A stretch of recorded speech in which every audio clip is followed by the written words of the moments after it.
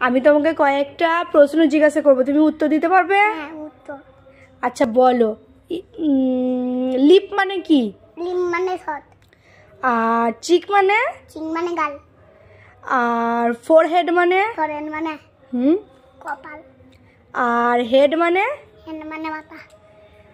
আর nose মানে? Nose মানে নাক। আর ইয়ার মানে? ইয়ার মানে কান।